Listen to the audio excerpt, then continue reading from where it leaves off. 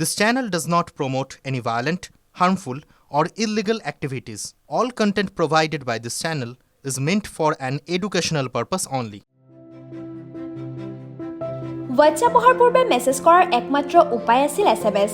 বহুতে ছুটি মেছেজৰ জৰিয়তে আপোনজনৰ আগত নিজৰ মনৰ অনুভৱ প্ৰকাশ কৰিছিল। কিন্তু আপুনি কেতিয়াবা ভাবিছেনে এই SMS কেনেকৈ আৰম্ভ হ'ল? 1992 চনৰ 3 ডিচেম্বৰত প্ৰথম SMS লিখা হৈছিল। 31 বছৰ পূৰ্বে সেই দিনটোত লিখা হৈছিল মেৰী খ্ৰীষ্টমাছ।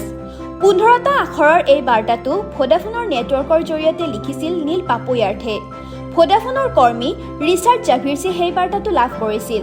সেই সময়ত 22 বছৰীয়া ব্ৰিটিছ প্ৰগ্ৰেমাৰ নীল পাপয়াৰ্থে কম্পিউটাৰৰ পৰা প্ৰথম SMS পঠিয়াইছিল আৰু তাৰ পিছত এইদৰে বাৰ্তা প্ৰেৰণৰ আৰম্ভণি হৈছিল।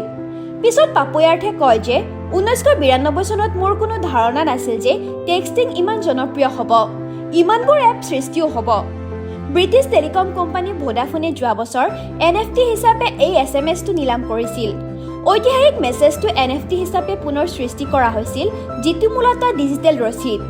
পেৰিছৰ আগতেই নিলাম ঘৰটোৱে এই আইকনিক লেখাটো নিলাম কৰে।